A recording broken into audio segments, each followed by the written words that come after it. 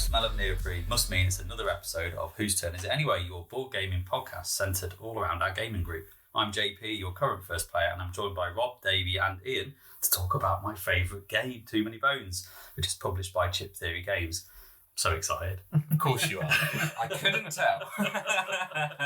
I'm so excited. Should we rename this episode The Intervention? Yeah. Because I think really this is more about us just making JP aware that he has a problem and that he just needs to admit it, and then we can move forward. I'm fully aware of my problem. How big is the box now? The box? Yeah. It's still filled the Kallax cube. Yeah. Yeah, so it hasn't spilled out the Kallax cube Okay. yet. So Yeah. good organisation in there as Yeah, well. the trove chest, but we'll cover that in a bit. Yeah. But Rob, Hello. it's been a while. Yeah, it's been a little while. So we haven't heard from you since the intro episode, have we? No. Obviously, you've been talking about games that I Don't like. done. That's not true. I love Nemesis. I think it's a fantastic game, but obviously trying to give everybody a chance. So I thought I'd step away for a couple, and I'm back. Yeah, no, it's good to have you back, mate. And likewise, Ian. It's Yeah, well, I was meant to be in last episode or the one before. Yeah, it was But last one. It was the last one, yeah, but I wasn't feeling very well, so I thought I'd jump in on this one because I actually did get to play this game once, so I'll be representing all the noobs out there. Yeah. And because I don't own it, I'm not having to justify why it's good because I've spent hundreds of pounds on it. which is exactly what this episode's going to be all about. Let's face it. But before we get into that, let's kind of move on. The first thing we'll kind of highlight is that we said it in the intro episode. We've got this first player kind of mechanic, if you want to call it that, in the podcast where we'll have a main host. They'll do a full run of 4 episodes. They'll curate the topics. They'll kind of organise stuff. And this is obviously episode 4, and it's my last one for this run. I'll still be around because you can't keep me We've away. had enough of you. Yeah. So we are just going to announce that Adrian is taking the first player. He's usurped me, kicked me off the throne, got the token, whatever you want to call it. You voted out, yeah. Got voted out. Well, I think we all just agreed that because you didn't seem to know how to use the microphone properly, it was time to move on. The pitchforks came out, yeah. I mean, Yes. Thanks, guys. Thanks for doing that. So, supportive group. Really thought we weren't going to mention it. no, it's going to come up. So, we actually had a comment from a chap called James, not Davey. No. He's sat right here.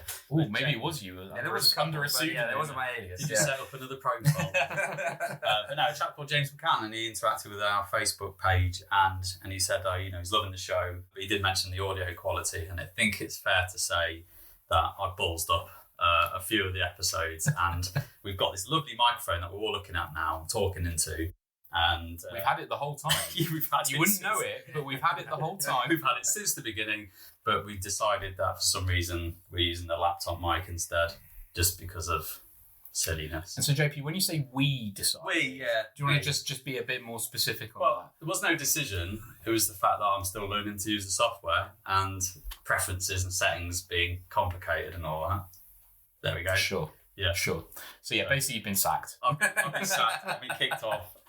Bad news, but the quality can only improve from here, right? There is Yeah. that. We hope. The sound quality will improve, but we don't know about content. We're making no promises about any other quality improvements, but hopefully you can hear us a bit better now than you have in the past. Yeah, absolutely. So apologies for those who have kind of picked up on that in the early episodes, and if you're still listening, Thank you. we thank you for sticking with us, because Thank you. we're learning on the way. I'm learning. I keep saying we. I like to. No, we've all learned. everyone.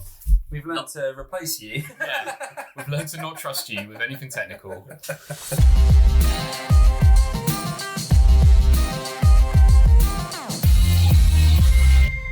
Right, so let's talk about Hex. Let's talk about what's at the table, what we've been playing. So I'm going to go to Ian first. Ooh, to me first. Yeah. Well, we managed to get Unfathomable to the table, which is the new FFG reskin of Battlestar Galactica. Yeah. Classic game that we've all played many, many times and enjoyed. And actually, Unfathomable was even better, I would say. You were there, Rob. You enjoyed it. It was great, and it made some key changes. There was always something to fight, and the fact that you can now fight other players when they reveal being evil. The equivalent of Cylons. Yeah. Ian on turn 1 got outed. I wondered how long this would take. I had extremely poor luck. So yes, I was not a Cylon. What are they actually called in Unfathomable? Cultists. Are they cultists? Hybrids. Hybrids. That's right. But I was a hybrid from the very start, and it was in turn 1 that I put in a negative skill card on a skill check, and the only way that this was going to out me was if both of the chaos cards were not negatives, Which they were. Which represented the only colours you could have. If there wasn't another hybrid who then also did the same. So it was very, very unlikely, in my opinion, that this act was going to out me as a hybrid. Unfortunately, all the stars aligned, and it did. And I then found it extremely difficult to conceal the fact that I was a hybrid for the remaining 30 seconds. Until I revealed about 2 turns later. On the plus side, you got to sit there looking like a Bond villain while you cradled this small dog. That's true, yeah. Chris, you can see it on our TikTok as well. There's just a photo of him at the end, just this there. Just because we're bad guys doesn't mean we're bad guys. Chris's puppy was there, which kept me entertained while I was ruining my mistakes of turn 1. But no, it actually worked out really well. It looked like me and Becky, who turned out to be the other hybrid, were going to walk it, and actually then you guys came back towards the end. Yeah, managed to steal it. She played an absolute blinder in that game because we all thought it was Chris. Yeah. We genuinely and thought to be it. fair, and you thought it was me. Yeah, I was going to say you were all turning on each other in classic Battlestar fashion, and I was just sat there going, "Whoa!" It was brilliant, But I spent the entire game pretty much in the brig. And or the medical bay.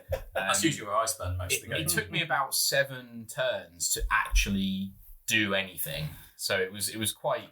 I felt quite hamstrung by the fact that I revealed so early, but it was really fun. And like you say, Rob, I think that it fixes some of the potential criticisms you. It's a lot smoother, I'd say. Yeah. It runs a lot smoother, and it seems they've just kind of ironed out any creases that needed to be ironed out.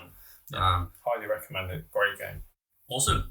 Rob, we managed to get Descent Legends of the Dark to the table on Wednesday just gone. Yeah, and we kind of finished what feels like the opening chapter. Okay. So yeah, I mean, it's another great game. I absolutely love that game. I think you're going to talk at some point about it. Yeah. But yeah, we managed to get that to the table. That's kind of all I've played, really. Just been a bit too busy, to be fair. Yeah. It's got a nice level of immersion, the new Descent, with the app and the 3D terrain. It definitely... I think at the moment, though, we're finding it quite easy. Yeah, we are, aren't we? I think we need to up the difficulty on it, because in the app, you've got 3 choices, beginner, normal, or hard. And I think now the characters have kind of leveled up a bit to the point where we can do a lot of really cool stuff. Yeah. So I think we just need to up the difficulty on it. But playing it like middle just of the on normal, just been playing. We've played it on normal from day one. Mm-hmm. But it's nice it gives you that option though, because it means you can get to grips with the game to start with, and then as you start to get a handle on it, you go, push it up on hard mode, and then soon after go back to normal. we played a game. This game. I played a game with my daughter, and she likes the fact that it was a little bit easier for her. Yeah. And obviously we want a bit more of a challenge. So it's quite nice that you can easily adjust that. Yeah. So that's all I've managed to get to the table. To be fair. No, I mean I remember playing it for the first time and hearing about it. I thought, this 3D terrain thing's just a gimmick, and I thought, look at it. And then until I played it and realised how the scenarios were kind of designed and designed around that 3D terrain and how it kind of shifts with the scenario, I thought it was brilliant. Yeah. Actually, like you said, the immersion was like, wow, I'm like right in here. There's traps that are happening and now I'm falling into pits. And how interactive those items can be and stuff like that. They've done it really well, actually. I was quite impressed. Because it looks really cool, because I saw the TikTok that you put up with like just a sort of flyover of the game state, and it looks really interesting because of that multi-level terrain. But I thought the same, like how well integrated really is that? But you've all said at different times that no, it meshes perfectly. It sounds like quite cool, but too crunchy for me, but nice to look at. It's really not. No, it's not. It is like kind of RPG dungeon crawler. Yeah, but it's not too crunchy. The way that it grows, don't worry. No. The way that it grows. So there's a scenario where you have to go into a castle and find out what's happened. The fact that you're going up the tiers, right, to get to the top of this place, it kind of feels like you're actually advancing through a story rather than kind of, you know, how dungeon crawlers typically are. I was about to say they've definitely separated themselves away from Gloomhaven by having this app element that makes it more story driven. So everything you're doing, they also incorporate certain actions that you're doing, which are, if a certain character does it while you're playing through the dungeon, you get different messages and responses and all of this as well. So it's really dynamic. Yeah, and it's kind of, if anything, I'd say it still has cool mechanics in there, but it's less mechanics, more a story-based RPG.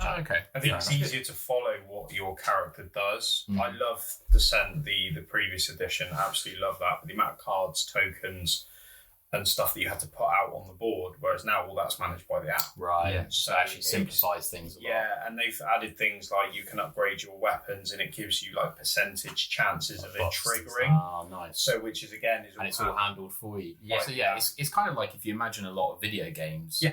If you try to play those as board games, they'd become a logistical nightmare, right? Because it's like, this token, that token, this.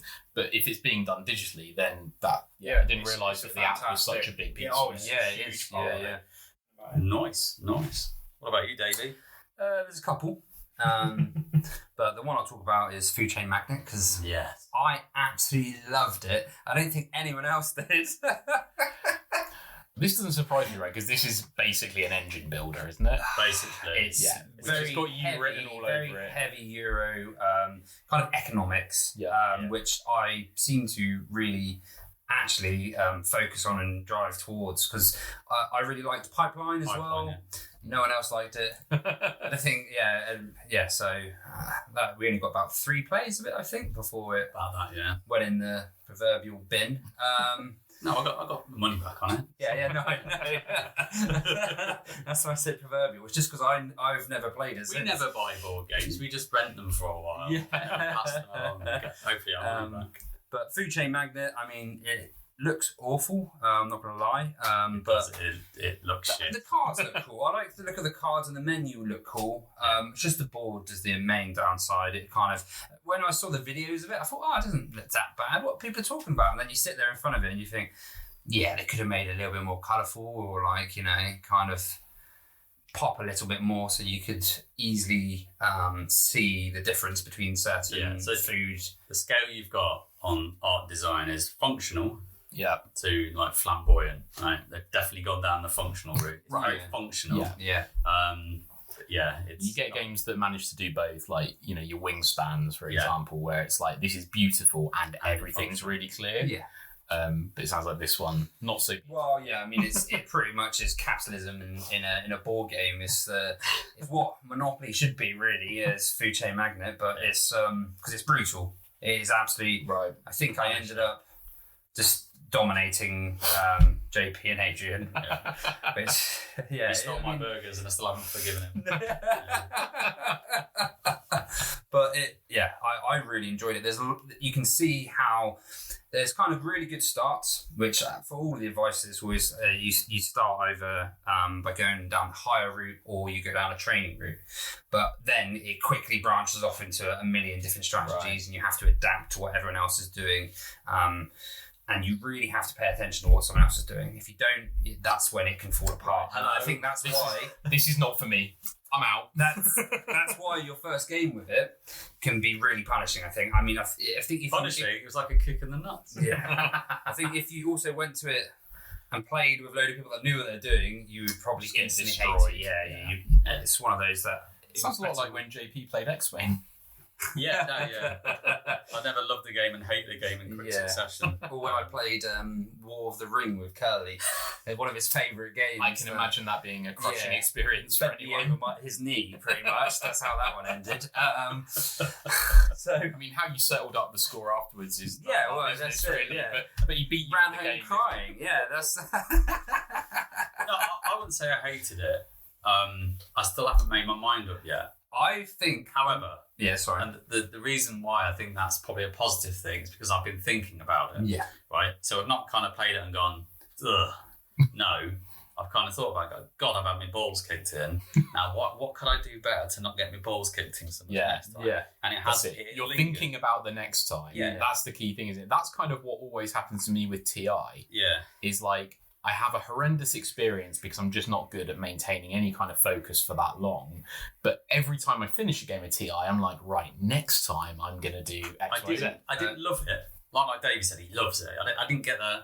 It's gone up towards the top, one of the top fives. Really? Wow. Yeah, because I've been thinking about it a lot as well, and it's a strange correlation between games where you crush people's souls and games you enjoy. It's a little bit worrying, a little bit sinister. It's like I destroyed both of them. I loved it. No, that wasn't the reason I loved it. It was how it clicked. I think was the you love some slight enjoyment. You just love those intricate mechanics, don't you? Yeah. When you and Curly are very similar in that. Like if you can solve the puzzle, you get so much satisfaction from that, and solving the puzzle results in them getting destroyed. Puzzle as well, because this is every game is going to feel different, I think, and I think for me that's what's going to bring it back to the table. I might actually get it myself if JP does end up getting rid of it. I'll sell you it too. Yeah. Is the replayability of it, the fact that it's kind of is competitive, but that means that it evolves in a competitive nature, i.e. it's always going to be evolving and changing. Yeah, we'll get that to the table because I am intrigued by it. And I've just got to see if whether my second play is that I do better or whether I get... It feels like it's almost a morbid fascination for you. Yeah, maybe self-flagellation. It's kind of like watching horror films and then not being able to sleep. But yeah, I'm not going to linger too much on mine. So I'm going to mention Perseverance. I keep talking about it a lot. That is a game I did love, personally. And Perseverance is the Mind Clash Games' latest release and their kind of new hotness.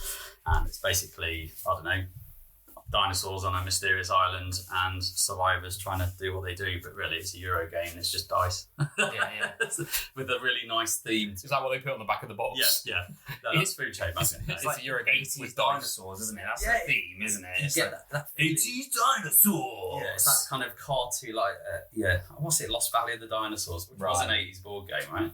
I think there was a board game. Yeah, it's that kind of vibe. It's sort of Land Before Time kind of thing. But it's all modernised into kind of dice drafting, worker placement style game. And this comes in 2 episodes. So you actually get 2 games in one kind of thing. Okay. And like the first episode is kind of like tower defense-y. Dinosaurs are attacking your kind of village that you just settled in the first few weeks. So you're there forever trying to do actions, get resources and fight off these dinos. And then the second episode is like you've been on the island for like 3 months and you've walled off the city and now you're going exploring the island for different resources and there's a temple in the middle. And so again, 60% of both games are the same mechanics. So you're kind of doing the same things. Oh, that's nice. There's some crossover. Yeah, so they're not completely different. No, it's not like, I don't know, Jaws or something where it's like the 2 acts are just completely different games. No. So you kind of, you do the dice drafting, you're rolling them in, everyone's taking it turns. And I love dice drafting as a mechanic anyway. It's like Coimbra. You just love dice in general, I do. As we'll find out later. Dice drafting is, I don't know, there's something about it, is because you never quite know what you're going to get in the roll, and everyone's going to have to kind of work in the same pool of options. And you're like, oh, is it one book? I'm going to take that because I know Davey's going to want that. Yeah. It adds variation without having to change the mechanics too much, doesn't it? So, and 60% of the game I'd say is the same or similar feel, and it's kind of broken into 3 parts each game, and you have what's called an assembly where a lot of the politics and stuff happen. That's how you get your followers or VPs. I love how every game VPs is named as something completely arbitrary. But you get followers because you're playing as these aspiring leaders of this colony. And so that's quite nice. So once you've got the mechanics down, the second episode isn't too bad.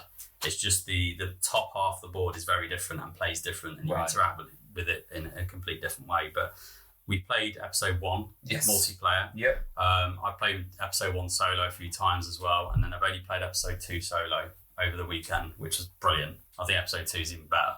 Yeah. See, that's the one I'm looking forward to more. Yes. Yeah, it seems more my kind of alley, I think. It's more complexity for your brain melting out your ear. So I think that has an engine building and mechanic. It's the perk customization in it. So you've got your character, and they're all the same actually in episode 2, but you've got 30 perks. This is typical Mind Clash games.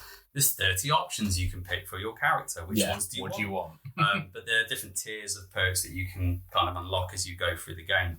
And actually, they're not too complex, but it's the customization of them, saying I want that one and that one and that one, because that leads into what I'm trying to do. How do you make it more than the sum of its parts? Yeah, that is really interesting kind of puzzle in itself. I find the Mind Clash designers, what they do really well is having the player not focus down one avenue and win by that route, and that's what I really struggle with.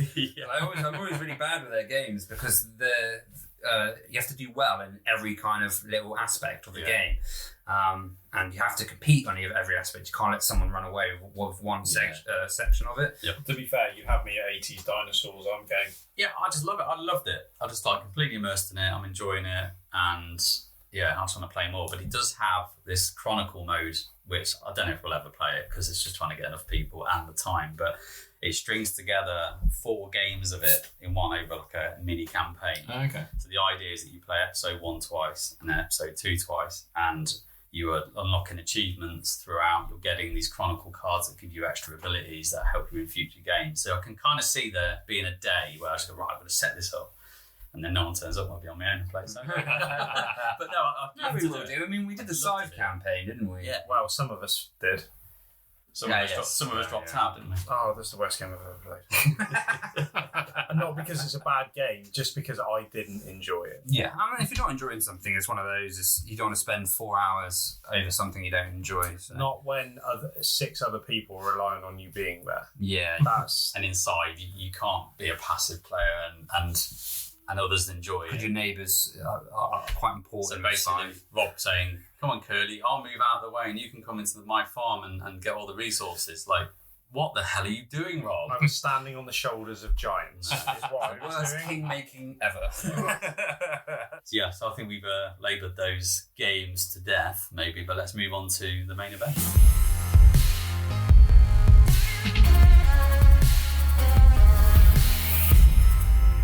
Okay, so let's talk about the main event, the big boy, the main game that I love. Your intervention. My intervention, where basically I'm just going to gush over this game for, well, it's probably going to be about an hour, but we'll edit it down, which is too many bones. You're probably the best person to start, aren't you? Because you really do love this game, and you, as we keep reminding you, have invested a lot financially and in terms of your time quite heavily in it. Yeah. So why? Too much bones? Why did I bother? Yeah. Why do you want so many bones? Well, when I first heard of it, I wasn't interested in it, and actually saw it at the expo. God, 3, 4, 5 years ago. We saw it together, and we both just went, "No, we have no interest in playing it." Doesn't look that interesting. And then I don't know. I kept kind of hearing about it, people raving about it, and it's like, "Oh God, well, go on then, I'll check it out." Watched the video, and I was like, ooh. It kind of clicked into, actually, this looks really interesting. So for those that don't know what Too Many Bones is, let's kind of probably cover that off first. It's kind of an adventure / kind of dice building RPG game. It's played primarily as like a one shot. It's not really a campaign. It does have a campaign mode in it, but it's kind of played as you do like a run against a tyrant, which is their main boss that you pick. And you kind of go up against them, and hordes of baddies that kind of come at you throughout the game. And again, they are actually called baddies. Yeah. When that's not. That's your favourite thing, isn't it? That was my favourite thing as well. The baddies are called baddies. Like on the cards, it says, baddies. Remove one baddie from the board. And like, yeah, brilliant. Yeah, it basically because in other games you find yourself saying like, oh, what are the baddies called again? They're just called baddies now. Yeah, brilliant. It's a weird sense of nostalgia as well as calling them the baddies. Yeah.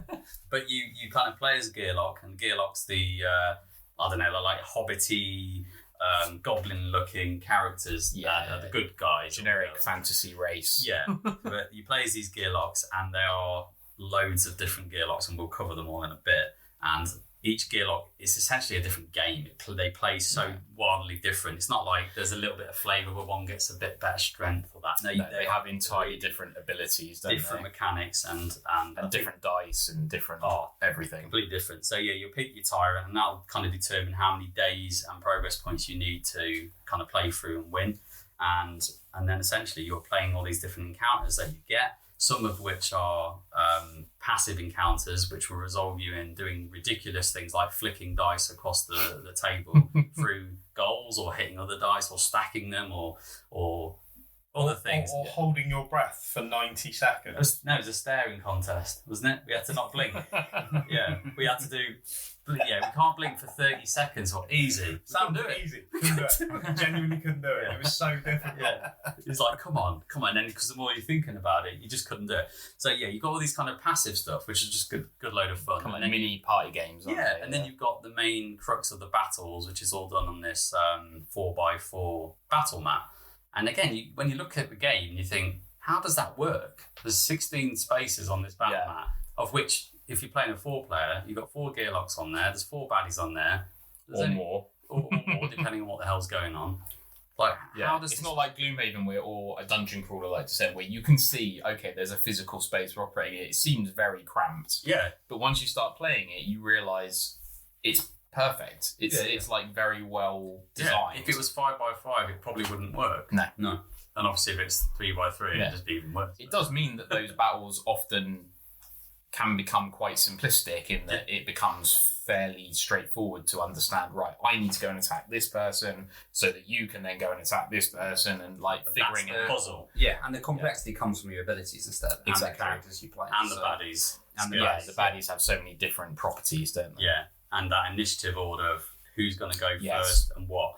And I think that's, for me, the puzzle of it, with those baddies that come out and the skills that they have and what order we're all going in, what skills we have, and trying to figure out how best do we defeat this scenario. Because it's not just the case of you've got a battle, just beat them. A lot of these encounters are, you've got a battle, but there's some things you have to do, like we have to create a bridge over with dead bodies. Yeah, we had to make a bridge of corpses in one of our battles. Or there's archers that are coming on and doing extra damage, or whatever. There's reams of there's like enemies that you have to defeat last, because otherwise they just keep coming back to life and stuff like that. You've really got to think it through, because it's fully cooperative. You're obviously just discussing it and working out how do we do this. I think that co-op element was key as well, especially as a new player to it. I found it not nearly as overwhelming as I thought it would be, because I had experienced players like you and Rob and other people there to fill out those gaps and kind of make recommendations. So you were much better at understanding what all of the abilities of the baddies were, and kind of like, right, well, when this one attacks, it's going to do this, or it's going to go after. So then that could help shit. And the fact it was co-op meant that we were all, trying to do the same thing. Yeah, if it was competitive, I think I would just be like, well, I don't know what I'm doing. Yeah. Yeah, it's a very tight puzzle skirmish game, isn't it? Rather than being like a dungeon crawler per se. Yeah. It's more of, as you're saying, you've got the puzzle to work out, but it's also knowing your character and learning your character as you're playing and evolving with that, with everyone else's as well. Yeah. That makes it so kind of likeable. Yeah, it's a game that I actually, when I'm teaching people, it's one of the few games where I don't really spend long going through the teach. No, when we played, you gave me an outlook. I'd watched like this game in 6 minutes overview, and I had a basic principle of like what a turn looked like, how things fell together. But the detail of how you actually execute battles and do combat and stuff, you just do it as you go along, and it was easy to learn. Yeah, it's really good sheets that explain to you if you were a bit lost as well. Kind of gives you a nice little bit of guidance where to go, and then you start working the puzzle out of your character as you're going along. You'd be like, oh, that works quite nice with this. If I buy this item here, it means I can then do this and run across the board and damage everyone. So I used that sheet a lot because it also had suggestions on like the best ways to start up the progress tracks of your different abilities. So if, like me, you were completely new and you didn't know what you were trying to do with your character, it had like an easy and an advanced suggestion of like, well, get this first and then get this and then get this, and then you'll be able to do these things. It was like, that for me was massive, because that's exactly what puts me off games like this a lot of the time, is if I don't know like, I don't expect to make the perfect decisions, but if I don't even have some kind of pointer in the right direction, it's very frustrating because it's like, well, I'm just going to have to learn the hard way by getting it wrong. Yeah. And if you make a mistake early on, sometimes it can then be so janky you feel like you're not doing anything. Yeah. Other people are doing cool things at the table. It gets compounded because you've hamstrung yourself by making a mistake early on. How are you to know when you first play the game? Exactly. And I definitely still made mistakes, and I know what they were, and I know what I would do differently next time, but I wouldn't have even had the chance to make those mistakes if I hadn't been able to get off the mark. But also the amount of characters in the roster, it's not like if you pick up Street Fighter now, like, I know it's a video game, slightly different, but each character's moveset is so completely different. It's a good analogy. That you have to learn how to play that character to get the best from them. Whereas those strategies that they put up on there goes to show how much they've put into each character, even though they are vastly different. You've got a place to start where you can kind of see where this character is going, even if you don't get there. It gives you a blueprint. It gives you a roadmap of, like, here's a path you can go down that makes sense, and you don't have to figure that out yourself. But then the complexity comes into playing that character multiple times. Yeah. Three of us have played Duster. I don't think one of us has played it the same. No, you haven't. No, I don't think anyone's played it the same. We've all had varied opinions and, kind of reactions from that character, and that just goes to show that the replayability of each character is so vast, and to have that many characters, I get why you've played it 80 plus times. I completely understand, and each one would be completely different. You're not meant to be saying this is an intervention. The reason he played it 80 times is because he spent so much money on it. The thing is, I love it. If you didn't have it, I would spend that money on this game. And also, I said is thank you for having it. Thank you for saving me. Saving me a few hundred quid. It's, to be honest, I enjoy a lot of the games that we play. Would I spend that much money on any of the other games we play? Probably not. But I also sense that even if your financial investment in this game, I'm going to keep calling it a financial investment, as if it's not just, as if all this money that you had squirted up the wall on this game, even if it didn't cost that much, I still feel like you would have it and you would enjoy it just as much. Like, all joking aside, I don't think you play it because you feel some sort of buyer's remorse about spending a load of money on it. It's because you actually love the game. I would have sold it. Why. I would have sold it. Let's be honest. And the reason why it is expensive, and let's bear no bones, is the production quality. The components are incredible. The components are made out of poker chips primarily, hence Chip Theory Games. They do most of the games out of poker chips, but also neoprene. Like, everything's neoprene. I think it's the most waterproof game. Even on their YouTube video, they were advertising that Undertow, one of the expansions, is in stock, and they've got someone playing it in the bath. Wow. Even after when we mentioned it. Now, tell the truth. What, solo or co-op? It was solo. Some guy in the How big's your bath? But it was He's trying to get four of us in the hot tub. That's true. Chris has got his hot tub now, isn't he? We just need a little Lilo in the middle. Yeah. In the spa bar. All of the dogs. But no, it's a lot of the quality of the components. It's like what you would expect if you'd like kickstarted something at like a high level and got like premium quality components. It's like that level of quality. The fact you've got neoprene mats instead of cardboard, it's just nice. When you look at what the components are, to say the quality of them is outstanding seems mental. But when you're holding them in your hands, the weight they're just right. They're just right. That's it. The only criticism I've got, and I know that there are solutions to this, and I think including ones from the game manufacturers, if I remember rightly, but the health chips are sort of lighter plasticky chips as opposed to the baddies and the Gearlocs, which are nice and heavy. If those chips were heavy, which JP's laughing, which makes me think he's probably ordered some better health chips than the standard ones. I'm laughing because their solution to it is buy this product, which is an add-on, which is premium health chips. And I agree with you. I think I'm used to playing with the normal ones. There's nothing wrong with the normal ones, but when you're used to the tactility of the standard poker chips and you're moving the baddies and stuff around, you kind of then go, God, what are these? Yeah. See, for me, I that doesn't bother me. Yeah. It's the artwork that I really don't like it. It was only a matter of time. I know. It's just to me, there's something bug-eyed about all the characters, and there's just something that's slightly off-putting for my own personal taste. Yeah. On the character sheets, the dice, everything all looks really cool, and then a lot of the baddies all look alright. Because all the iconography is very nice and clear, isn't it? That's all really pretty and nice. All the functional stuff. The character is some kind of weird. There's an artist that does like the Simpsons, but as if they're like real people. I know, yeah. And that's what kind of gets me with it's sort of like an uncanny valley kind of thing. Yeah. But that's my only criticism of the game. I love it. Yeah, it's one of those things. Like for me, it doesn't bother me because it leads into the style of game. It is not trying to be serious whatsoever. The whole game is built on puns. Like all the encounters are kind of renamed after puns left, right, and centre. So yeah, it literally takes the piss out of itself all the time. Yeah, well, artwork's always going to be kind of subjective anyway, and it's always going to divide people, isn't it? So it's one of those. Should we go for the characters? Yeah. All of them. I'm going to run through very quickly. All right.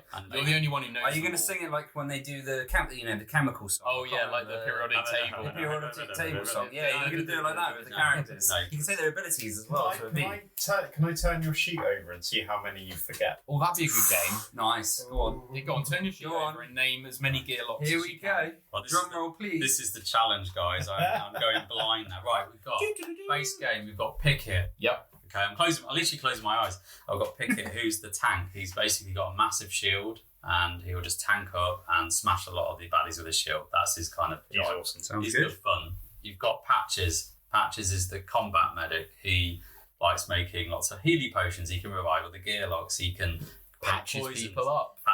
Really. And he can create poison and concoctions that can hurt other baddies. That's his stuff. You've got Boomer. She's all about grenades, making bombs. Love it. Manufacturing grenades, nukes, those kind of things. That's who you played when we played, right? Yeah. That was brilliant. She is a mega. Once you kind of gear her up, get all the tools, and just start throwing it was one shot in bosses. That's it, because we got to some of the later battles, and you were just like, don't worry, boys, I've got that one. You just clean up all the little things at the front. I've got a big bomb, yeah. So that's Boomer. And then you've got Tantrum. Tantrum is, out of the base set, probably my favourite out of the four. And that's who I played. Yeah, you played Tantrum. A lot of fun. Rob does Tantrum. Tantrum's like a berserker. He's a glass cannon. He's basically got this massive axe. He works off this rage mechanic, which you have to kind of be part board game expert and accountant to kind of make sure that rage is being utilised. You're trying to like manage it upwards and downwards as well to get the outcome that you want. So it's like every time things happen, you get angrier and angrier. But if you get too angry, then that's bad. So you have to kind of balance it out and get just angry enough. Imagine the Hulk. But if he hulks out too much, he just explodes. He's 3 foot tall and carries a massive axe. That is Tantrum. Then you've got kind of outside the base game, you've got Gilly. So Gilly being, I liken him to Rambo, the Gearloc. Oh, okay. So he's a ranger, he's got a bow and arrow, he can call pets into the battlefield, nice. He can set traps on the battlefield. So yeah, he's like Rambo. He's probably one of the most overpowered Gearlocs there is in the whole game, but he's fun to play as. It's mega. So we've got Nugget. So Nugget is a treasure hunter. So she works off basically getting loot. She loves loot. She draws more loot than anyone, and she can kind of. She has both. Saying she a gold digger. Yeah. I'm not singing the rest of that. And but she's both melee and ranged. So she's got like a kind of massive sword, and also she's got a bolo, so she can swing blackstones and throw them across the map. So she's good fun. You've got Tink. Tink is a bot builder. On the artwork, he looks like this 90-year-old guy just messing around with these little robots. But he builds these spider bots. They come out on the battlefield, cause lots of mayhem. Good fun, quite complex character to get your head around. I enjoy Tink. You played Tink. I enjoyed Tink as well. Yeah, it was good fun. Kind of wind them up, getting the bots on, building things, getting your engine sending them out, putting the attachments on. Some of them have guns. Some of them have these like shock things that happen. And then you've got Gasket. So Gasket is actually a steam-powered mech that you kind of use, and he has a separate resource of water or hydro that you have to manage. But his kind of stick is that his skill dice never exhaust, which is a typical mechanic of all of the Gearlocs. That you use their kill skills, they exhaust, and he does loads of cool stuff. Has a bit of programming element to him as well, that you kind of roll those dice. So that's them. I am now thinking of the others.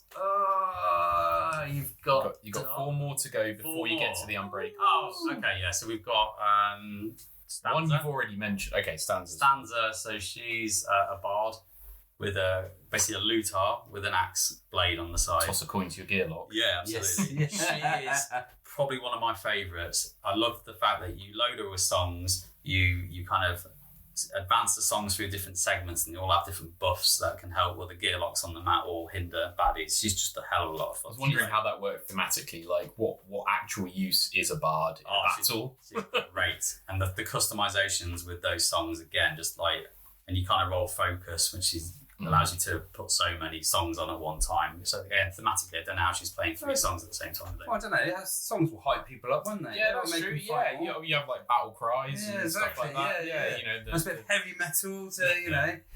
So you got her. You got Duster. Duster we talked about. She's got a pet wolf called Nightshade, and that's who Curly played when we played. So she's like a shadow assassin. She likes to go kind of invisible and hide, and not being targeted by the other baddies, and then basically do a lot of bleed damage and things. But you can power a wolf up to be a bit more tanky. So you got her, and then you've got Dart. So Dart is an experiment, essentially, and she comes with a pigadillo, which is a cross between a pig and an armadillo. The best bit. Wow. The pigadillo is amazing. Her thing is that she has darts that she will load up with concoctions and throw them either at the baddies and or Gearlocs. You can't load lots of damage onto one baddie, she has to spread it around. Okay. But she has this thing where she goes dangerous, and you flip the map to the other side, and she runs around on her pigadillo and starts smashing the other. And picking up her darts as she goes along as well. If you ever wanted to ride a pigadillo into battle, that's the character for you. I think that's who I want to play next time. That sounds amazing. All I can imagine is Billy Connolly and it's exactly what it's like. That's amazing. Yeah, that's exactly what it's like. So you got Dart, and then you've got the Lab Rats. So the Lab Rats are 4 mini Gearlocs in one, and they kind of have a tag team system where you kind of tag them in and out, and they have a shared kind of pool of skills, and quite hard to play because they're interesting. But they're not like your standard Gearloc has 16 skill dice. They have 4 each. Okay. Again, just a different play style. You have to kind of keep flipping them in and out to maximise their Yeah, but pretty good fun. Can we just have a round of applause? Yeah, there we go. You just named all of those Gearlocs literally from memory. He's got his sheet turned upside down. He even closed his eyes at the beginning. I can hardly remember my own names. We're gonna let him turn it back over because there's these Unbreakable characters as well, right? Which are like extra Gearlocs. Yeah, so we've got 5 more characters that are on the horizon that no one's got yet because they're based on the latest another expansion that was released. And because I'm so far deep in this game, of course you've bought it. Of course I've got it. To be fair, I think I'd be worried if you didn't buy it. At this point, I'd think, okay, something's happened to JP. Are you okay? I'm having to get it. So let me just go through the 5, just get everyone kind of hyped up and excited. Well, I am. You've got Gale. Gale is, think Iron Man, but in a Gearloc. So she'll get upgrades on her kind of wrists and stuff. She'll be able to move baddies around the battle mat, like blasting them out of the way. She can kind of move around the mat herself like Iron Man. So just think Iron Man Gearloc. That's Gale. Cool. Figment messes around with time travel. He's probably the one I'm most excited about. So he can mess around with the round counter and kind of go back in time, which will then trigger certain effects when the round number is a certain number and all that kind of thing. That's quite cool. It's very different. Yeah. So you can kind of manipulate that. And then you can kind of put phase ghosts on to the mat as well, like the previous versions of you that were running around doing stuff to distract the baddies. Cool. So that's nice. Interesting. Sounds really complicated, which is why Davey's playing. It's like, yes, give me that. Complex characters, I like it. You got Static. He's a brawler. Think Street Fighter. He's basically got Zangief or no, he's like knuckle dusters electrically charged. So he basically charges up his like Zen when he doesn't fight, so that when he does go into power, he can spend his Zen to add loads more attack dice. So he's like a burst DPS kind of character.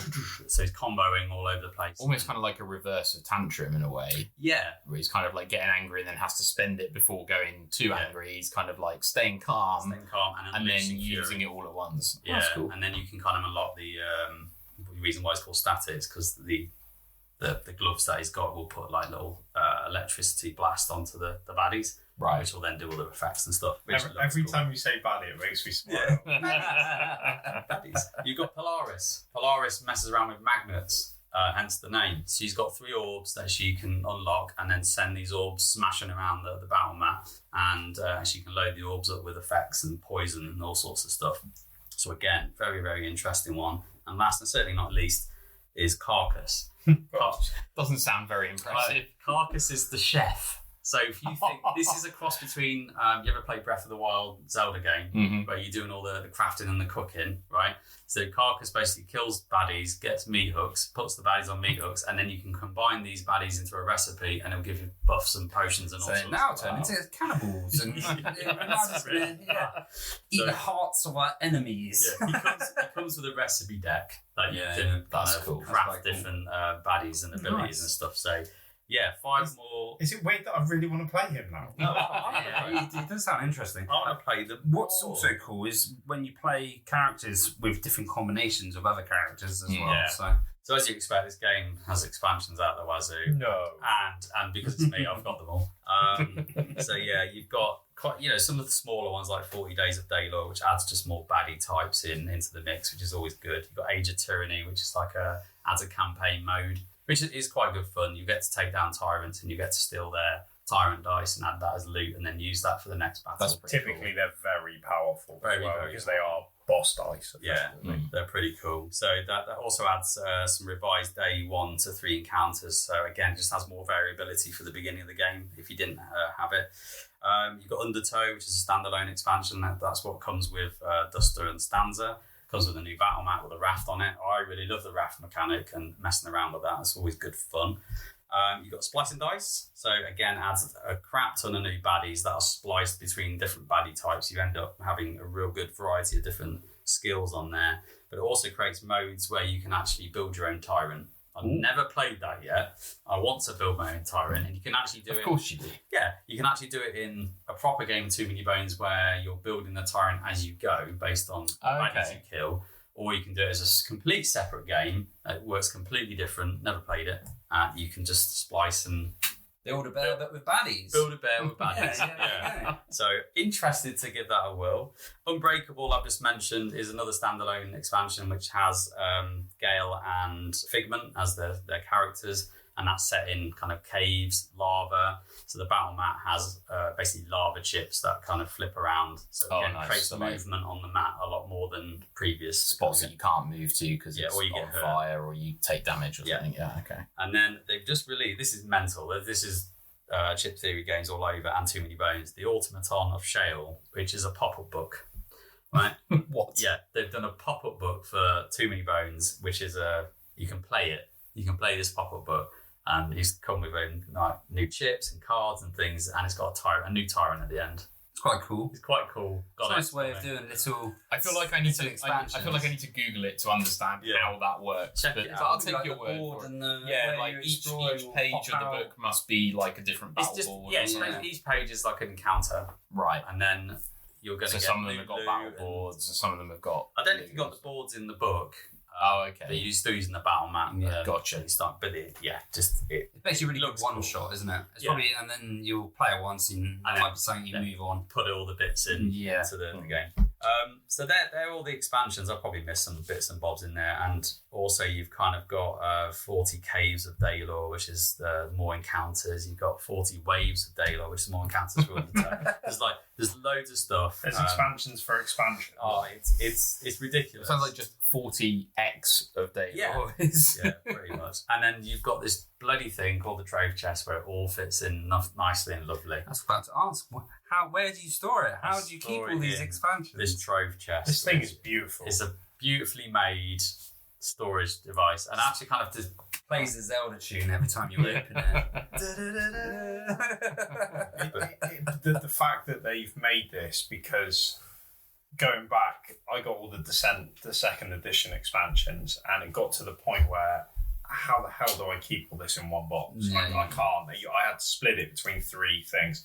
The fact that they've thought about this, and yes, it is expensive, but the fact that it is all in this one chest. It fits a Kallax cube. And it has enough room for all the expansions, for all the stuff nice, you need.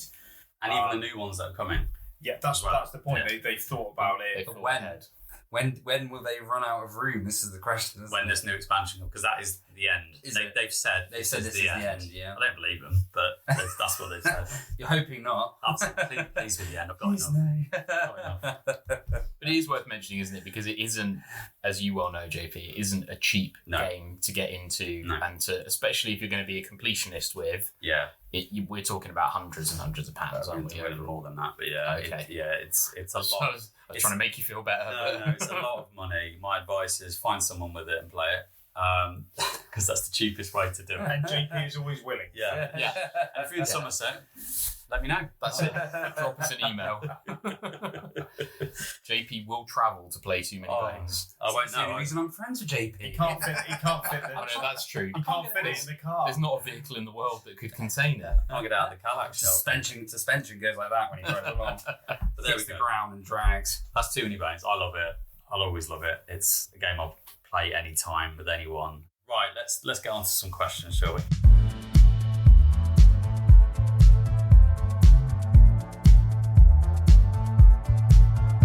We have a question from Chris Pouncey, and he has asked us, what was our most memorable moment in gaming? What we got then, chaps? For me, it was the first time we played Game of Thrones. Mm-hmm. I mentioned it earlier, and we were a relatively new gaming group. We'd only played one game before together, and you can imagine Game of Thrones is a game where you make and break alliances, which has rage-inducing sort of consequences. Yeah. And a lot of us hadn't met before. No. Like, we were literally meeting each other for the first time and playing Game of Thrones, which is a terrible idea. What do you mean? It was amazing. It got to a point about a third of the way through the game where we realised that if we annoyed another player, that player wasn't going to stand up and throw us through a window. It was just being around the table with a good group of guys, having a laugh, and just basically stabbing each other in the back while smiling while we did it. I mean, I'm going to jump on that one for me. It's kind of that shared experience of, we've talked about how I've indoctrinated everybody into this gaming group, and then to see it materialise and be realised, I was like, I've made it. So I've done a thing. I think generally just having thought about setting a group up and then doing it and then sitting down and playing Game of Thrones and actually seeing it happen, that probably will stay with me to forever. Just kind of jumping off the back heels. It's cool, man. Yeah.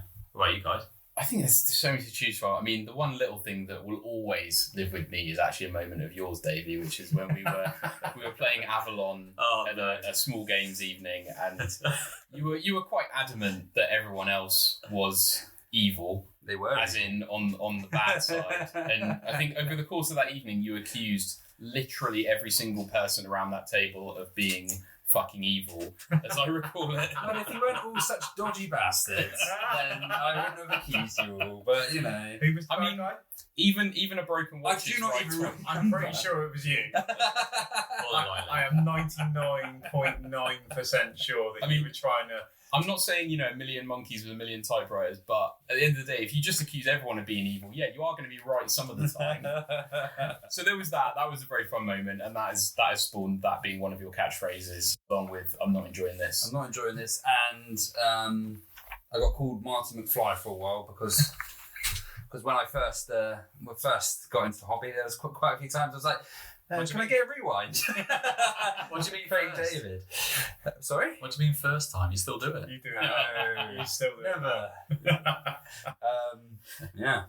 But that's a couple of little things that stick with me. One of the big things for me is obviously Netrunner related. Alongside us playing Netrunner over in Maine, when you introduced me to it, JP, it's all your fault. Yeah. Sure. Whatever. After FFG discontinued support for that game, there was a community-run organisation, there still is, called Nisei, that kind of continued organised play, and they're actually publishing new cards and putting out expansions and stuff. And I was part of that for a while, and was very fortunate to be part of the group that ran our first in-person World Championship since that event. We did that over in Rotterdam and had like 400 people or something turning up to play a ostensibly dead game. was pretty incredible. So that was probably one of my most memorable moments. We had a couple of the artists who worked on the original FFG artwork as well, who turned up and like did seminars and stuff. And it was a very, very busy, hectic, but cool weekend in Rotterdam. So yeah, that was definitely a big one for me. What about you, Davey? There's a couple. There was one for Tambo's birthday where we all sat around and played Avalon a game.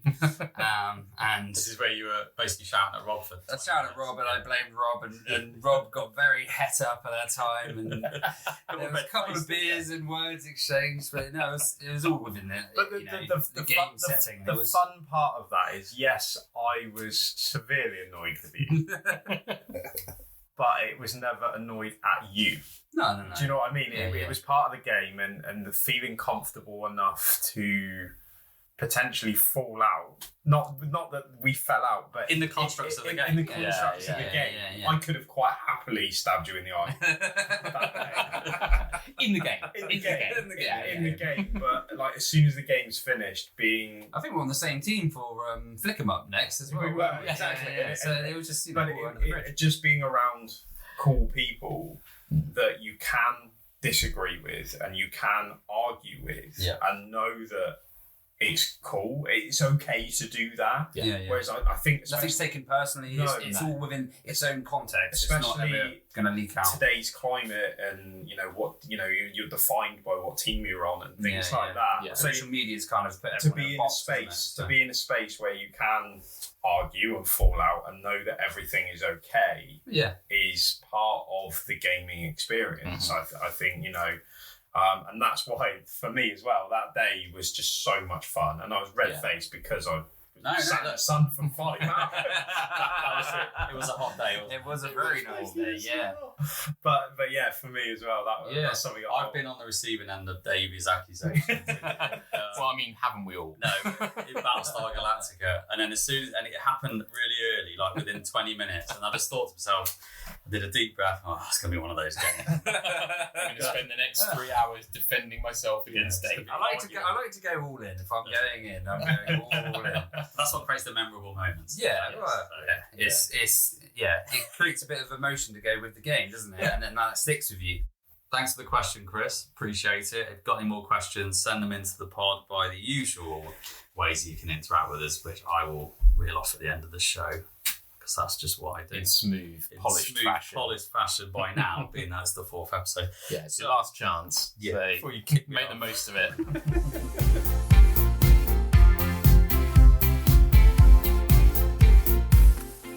Cool. So we're about to get to the end of the show, and I'm going to talk about our penultimate turn then. Go on then. Yeah, I've pretty much just head down, getting ready for this tournament that I spoke about last time. So playing a lot more 40k. More tape measuring. More tape measuring, rolling dice, shouting at each other when the dice don't roll your way. You're in your element. Yeah, it's great, yeah. Shouting at their minis, you're evil. You're evil. Yeah, pretty much. You didn't move too much. That's unbalanced. It's broken. No, so I pretty much head down to doing that, really. So we have sold out the UK Crokinole Championship, which is pretty exciting. So is that because of our podcast, or is it just generally you pushing it and paddling it? I'm sure it must be the literal tens of people who've listened to the podcast that has made all the difference. But no, it took one final push, but we got the last few tickets sold, so we've got 32 runners now. Nice. Possibly we might be able to release some more tickets. I'm working on that at the moment. Might be able to get some extra space. So if you are going to be at the expo, we'll be running on the Saturday. So yeah, even if you're not taking part, come along to the tournament area, have a little look. If not, Rob needs to get a ticket because Rob is now coming to the expo. Yes. So if you like bedazzling wood with little bits of glitter and then flinging a... What's the little... We said bedazzling. Yeah, I was like, where are you going with this? It's called glamour powder, isn't it? Oh, you're thinking of gliss. Yeah, gliss powder on like a wood estate. Yeah, there you go. Glamour powder. When you said glitter, I was like, don't put glitter on the board. Oh my God. But yeah, we might be able to increase capacity, so that'd be quite exciting. So yeah, just really getting geared up for that. We've got a couple of Crokinole nights booked in with the group. Yeah. So we got one next week. You mean training? Yeah, exactly. Tournament preparation. Tournament prep. You see us all in our hoodies, looking like a little... Yeah, we've all got our branded hoodies now, thanks to Chris. Which ironically makes us look like more of a cult. It doesn't. Well, is that ironic or is that perfectly apt? I think it's both, to be fair. We're all going to start chanting, who's. I think this is yet another reason why JP needs the first player token taken off him, because, you know, it's less of a cult if you don't have a cultist leading it. Yeah. But yeah, so that's the main thing I'm looking forward to, cracking on with some Crokinole stuff. Cool. Rob? Well, me and you are taking a small trip next week. Are we? Small trip. Yes. Small. So jealous. We are going to Vegas. Viva Las Vegas. Very much looking forward to it. I've never been. You've never been? I've never been to Vegas. I'm not a gambler. Wow. So we can change that. We can change that. I'm going to come back a broken man somehow. So yeah, and bet the house and the kids and everything else. All I've got is a box. But, I mean, sounds like a win-win. we haven't had. Well, I haven't had a proper holiday. Obviously since the lockdown and everything else. So very much before you do it right. Yeah. Well, we couldn't do anything for your 40th because that was in lockdown. Your wife has got a big birthday this year. Yeah. So quiet, shall we? I know that's why I didn't. She listens to this, by the way. I know that's why I say didn't say we're in trouble. So it's kind she of. looks like, good for 60 though, doesn't she? Yeah, she's hot. She's gonna kill you. It's a compliment. So yeah, just very much looking forward to a holiday, but the fact that we're going to Vegas and we've got loads of cool activities booked. But no, just very much looking forward to that. It's been a big deal, and the fact that we haven't been able to get away for so long. Yeah. So mine, it's Vegas, obviously, because I'm going there. I won't talk about it too much because you've talked about it. I do apologise. No, that's fine. I'm happy for more Vegas chat. Yeah, no, I could tell we could turn this whole podcast into a Vegas I'm chat. just turning green over here. But yeah, no, I'm completely looking forward to that. It doesn't feel real, never does, especially with the COVID times, because you have to get all the usual crap out of the way first, have to do the tests and it's going to be your first long haul flight since pandemic. Yeah, definitely. It's a weird feeling. Yeah, it's so really weird. Just to get to the point of Saturday, and we've made it hopefully. And once then, I'm going to crack some beers open and have a great time. But no, so Vegas obviously is the thing I'm most excited for. But actually, looking at the gaming events, just to turn it back to gaming, because do we have to? Yeah, it's what the podcast is about. Right. I'm actually looking forward to Champions of Midgard, which is a worker placement game. We played it well, haven't you? Very, very good. Yeah, worker placement game on the same kind of complexity as Lords of Waterdeep. Oh, okay. It's not too quite heavy. Accessible. Very accessible. You've got a lot of dice in there, which kind of ticking all of JP's boxes. Simulates the warriors that you kind of hire in, and you can put them on these cute little boats that you send across to. It's quite cartoony from what I remember. Yeah, it's a bit kind of fantasy, cartoony. It's just a good lot of fun. It's not the most complex. It's just fun. I've only played it once, but that one time. Yeah. It does look good. Definitely it's does look fun. I think Lords of Waterdeep is quite straightforward, which is great. But there are several different ways that you can win and tally up your points. Okay. And so if you're trying one way and it doesn't quite work, you can. The biggest criticism the base game got, was because there's dice in there, and obviously the way you roll them and to do the attacks on the monsters. Obviously, if you roll crap, it hinders you. So what they've done with the Valhalla expansion, which of course I've got, is if your dice die, you can spend those tokens of the same type of those dice to get rewards. So you've gone to Valhalla. And, so you kind of got sometimes I want them to die because you want to use them. I need the resources to buy stuff, and that's pretty cool. That's quite nice. It balances the game out. Whereas before you go, we need to defeat this monster. Roll the dice. Oh crap! And then some people hate dice anyway, so it's always going to be a criticism for some people, isn't it? But it's good fun. Looking forward to that, just because I think it'll be a bit more relaxing evening. Rather than some of the games I've been playing, which have been, oh my god, my head. Food Chain Magnate. Yeah, Food Chain Magnate. AKA Davey Games. Yeah. So there we go. I think we got there, didn't we? So it's time to put this episode away and stick it in that trove chest. Aww. If there's enough room in that. That was the trove chest. Was that what it was? Yeah. Yeah. So no, thanks for sticking with us as I've gushed over too many bones yet again, and I'll probably leave it alone for a while, but I can't promise because I love it. There'll be some new expansions for you to buy soon. Yeah, exactly. Sure. But no, like always, if you've enjoyed the chat and you enjoyed kind of the content, then please like, subscribe and review. Just get engaged with the show. We've got lots of different ways you can do that. We've got our email address at players@whosturn.co.uk. You can get us on our Facebook page, Whose Turn Is It Anyway Podcast, or Instagram at Whose Turn Podcast, or even on TikTok, where we just flounder and make lots of silly videos at Whose Turn Is It Anyway. So we'll be back again in 2 weeks, and this time Adrian taking over as first player. So until then, whose turn is it?